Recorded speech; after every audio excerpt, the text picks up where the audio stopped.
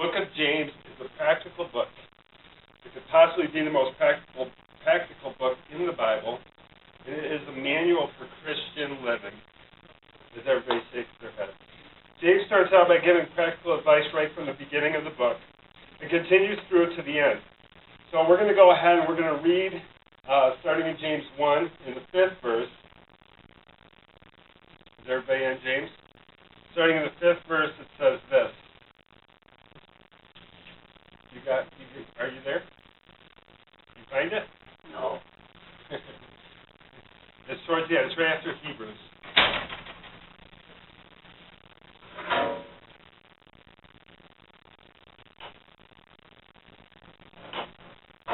Well, I'm going to start reading while you're looking for it, okay? If any of you lacks wisdom, let him ask of God, who gives to all liberty and without reproach, and it will be given to him. But let him ask in faith with no doubting, for he who doubts is like a wave of the sea driven and tossed by the wind. For let not that man suppose that he will receive anything from the Lord. He is a double-minded man, unstable in all his ways. So today we're going to talk about choices. And life is full of choices. We make decisions every day. A wise man once said, why are you laughing? Yeah, that's what I preached on. Did he really? And that's a good thing, though. That's good, though. That's good. Yeah, maybe you should listen really intently. A wise man once said, a decision that we make us. And I believe this is true. And as we all look back on our own lives, and me, myself personally, the decisions that I have made had an immense impact on my life. And so have yours. The quality and direction of your life has been determined by the decisions that you've made. And some of those decisions we regret, and some of them we're thankful for. A young businessman went to an older businessman and was seeking advice. He asked, what is the secret of success? The older man replied, making wise decisions. The young man then asked, how can I learn to make wise decisions? The older man replied, from experience. The young man then asked, how do I get experience? And the older man answered, from making dumb decisions. He's gone. The fact is, we're all human and we have great potential to make mistakes. And in just a second, I'm going to tell you the difference between a mistake and a sin. Because we hear this in the church all the time. Pastors in the pulpit say, mistake, mistake, mistake, mistake, but they never use the word sin. And sometimes people come to me and say, is there a difference between a mistake and a sin? How many people think there's a difference between a mistake and a sin? Good. Then you're all right. You're all correct. Raise your hand, Dewey. Okay. The difference between mistake and sin, the dictionary says that a mistake is to blunder in the choice of or to misunderstand the meaning or intention of, where a sin is an offense against moral law, an action that is or is felt to be highly reprehensible. So right there, right just from definition, we see the difference between the two. We can make mistakes as Christians. And I've heard Christians actually say there's no such thing as mistakes. It's either sin or it's not. And we can make mistakes. I could give you a good example of a mistake a lot of us have made in our lives on a daily basis. When we do our bills. When we do our bills or we're doing addition. And sometimes I'll do it at work and I'll add up everything and it'll come out wrong. Because somewhere along the addition, I made a mistake. Maybe instead of a 1, I added a 2. Or maybe instead of a 3, well, that's not a sin, that's a mistake. I'm terrible at math. But just because I'm terrible at math doesn't mean I'm sinning against God. I'm just dumb when it comes to math. So that's a mistake. So we can make mistakes. In those mornings when you wake up and you think you look fantastic and then you get out in the sunlight and you realize you're wearing a black suit with blue socks.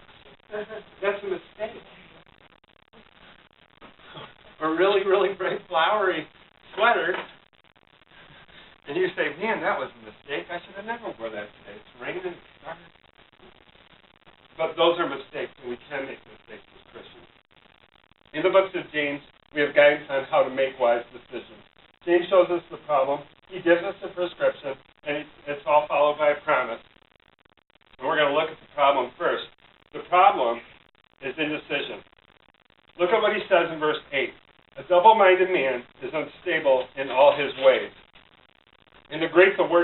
Double-minded literally means to be two-spirited, being pulled in different directions. When you're double-minded, you have two loyalties, two priorities. You're being pulled in two directions at the same time. It causes confusion. It causes disorientation. It would be like a man standing next to a compass while having a magnet in his pocket.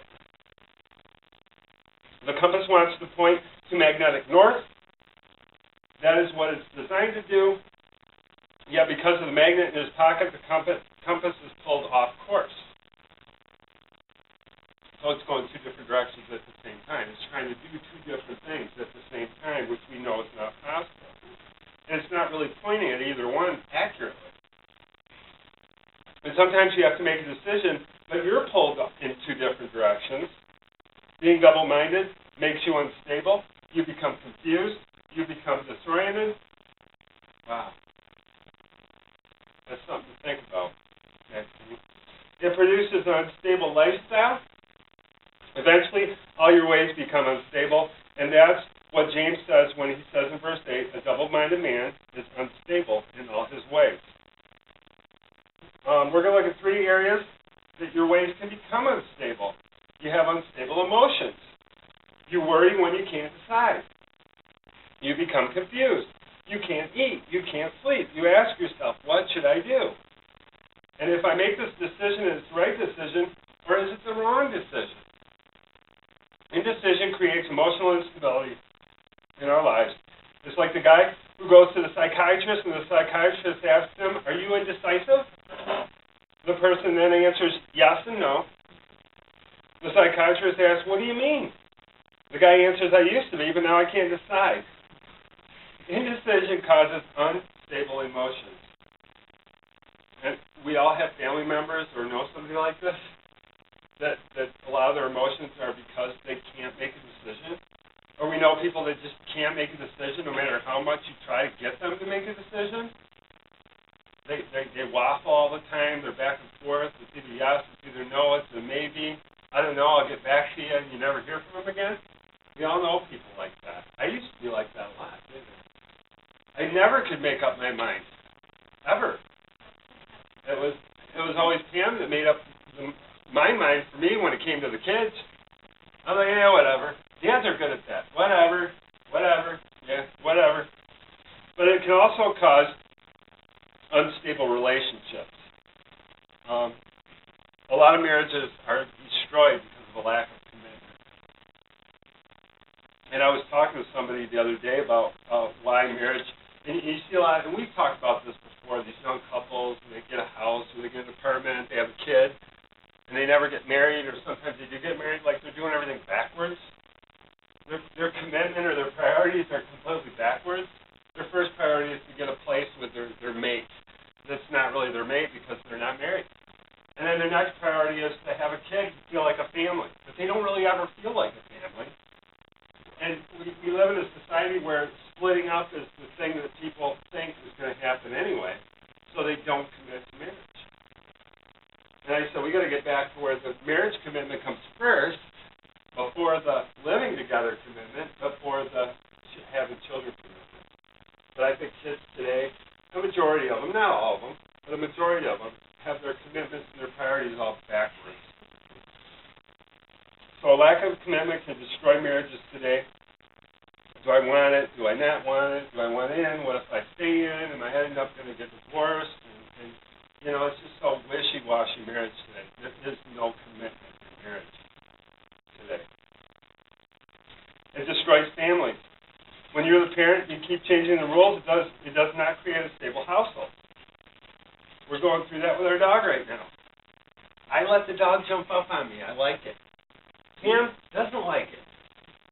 So we got a very confused dog. He wants to jump up on Pam when he sees her and she comes home, but she doesn't like it. I do. So there's no commitment between, us with the dog of what can the dog do? The dog's very confused. So I sneak outside and let the dog jump up on me. But a lack of commitment can destroy the family. It gives mixed messages to your children, your nieces, your nephews, if you can't decide what the rules are going to be. The kids ask, can I do this, can I do that? They think mom, dad, grandma, grandpa, uncle, aunt, they said this, but they always change their minds. And I might as well just do what I want. Lack of commitment destroys churches. Can you be counted on? Are you going to be there? Are you going to do what you say you were going to do? Are you going to keep your word? A lot of indecision can ruin a lot of different kinds of relationships. It also causes unstable spiritual life. Look at what James says in verse 7. Let not that man suppose that he will receive anything from the Lord. Being double-minded blocks your prayers. It blocks your commitment to God. Indecision in your life keeps God from giving His blessing and keeps you from receiving what God has for you. And we talked a little bit about this in the church service we were at this morning. That if you don't believe that God can, why would He? And a lot of it's faith. And if you don't have the faith that God can answer your prayers, I prayed this before, I've never gotten the answer, I've never gotten what I wanted to get out of it, so what's the point? Or maybe I'll do it this time because, you know, I'm feeling real spiritual today. I'm feeling real holy. I heard this really good song on the radio, so today is going to be the day I'm going to pray and it'll work out for me. Tomorrow I might be listening to something else and I just don't feel as holy today. I don't feel spiritual, so I'm not going to pray today. So you get a lot of that roller coaster holiness, you know. And I go through that. There's days where I just don't feel like talking to God. Like, God, I got nothing I want to talk to you about. Until I realize He has a lot to talk to me about. And most of the talking that God does to me, He wants an answer. And that starts the communication. But we get in those doldrum kind of days where we just don't feel it. And it's really difficult to pray. So it can block our prayers. There's a verse in Hebrews that says this. It says, and I'm going to paraphrase this, no one can please God without faith. Whoever goes to God must believe that God exists and that He rewards those who seek Him. And that's true. And that's Hebrews 11:6. You must believe in Him if you're going to get a blessing from Him. If you don't have faith in Him, God will not reward you for your faithlessness. And, you know, and especially today with the tornado and all this stuff that's going on, we read all this stuff on Facebook, praying for you. Are those people really praying for us? I mean, you know, we don't know. But I would say if I had a hazard to guess, the majority of them, they just say a thing to say for comfort. My thoughts and prayers are with you. But I think if people start realizing what they're saying and actually act on it, the country would be a totally different place. Think if everybody that said my thoughts and prayers are with you actually thought and prayed for you or about you or with you. No, I'm just saying, I think a lot of people say it because it's the thing to say. Exactly. But I'm saying, what if they really did it and really meant it? If all the people that said my thoughts and prayers, you see it on TV. You see these people that you know darn well are Christians and say, oh, my prayers are with you. I know, I have friends that from the past that I know are living terrible lives. They don't go to church. They don't believe in Jesus Christ. But if something were to happen to my family, they would say, I'm praying for you. I think it's just what we say. It's just the thing that we do, the thing that we say. And if we read James, we know that that is not what we're supposed to do. Indecision affects our spiritual life, and you can sing Onward Christian Soldier on Sunday, but on Monday, if you go AWOL, you're not a faithful Christian soldier. Double-mindedness produces a double life. It causes instability in all of our ways, and it produces an unstable lifestyle. So what's the solution? Wisdom. James tells us, get wisdom. Like got milk? Got wisdom? Get it.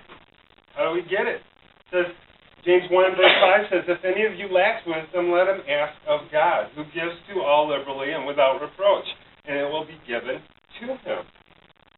Then he gives us 3 practical steps on how to get wisdom. Admit your need. The first part of the verse 5 says, if any of you lacks wisdom.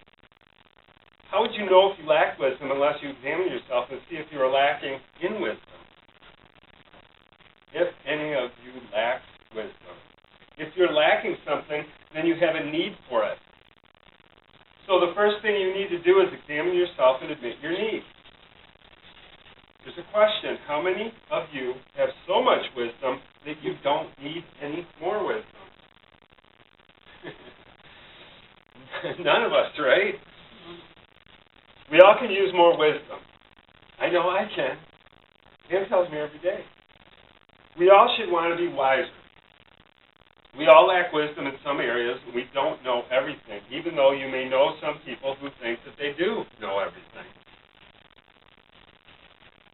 God tells us to admit our need. We need wisdom. Wisdom is different than knowledge. I'm going to tell you that right up front. Wisdom and knowledge are two totally different things. And I've been told this by several pastors in the community, that there's a big difference between wisdom and knowledge. And we actually, when pastors get together, we talk about things like this. Well, wisdom is knowledge put into practice. Wisdom is the practical application of knowledge. Wisdom is seeing life from God's point of view, from God's perspective. Do I always see things the way God sees them? I need wisdom to do that. We all do. Number 2, ask for wisdom. James says, if any of you lacks wisdom, let him ask of God. How do you get wisdom? Do we get it by listening and watching Dr. Phil? Do we get it by watching Oprah? Do we get it by reading Time Magazine, or USA Today, or People Magazine, or National Geographic, for that matter? Do we get it? Do we get it by watching TV? Do we get it by taking a smart pill?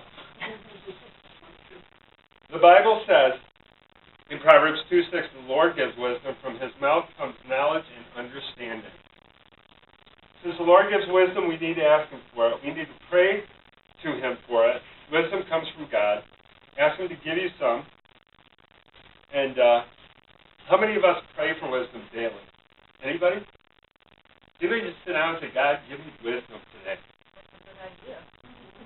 You know, I never really thought until I started reading this and getting this ready back last Wednesday. I don't pray for wisdom. Do you pray for wisdom? So I think we need to pray for wisdom every day. It's just one of those things we don't think about when we're communicating with God. We don't ask for wisdom. So we're not going to get it. But I'm going to start doing that every day.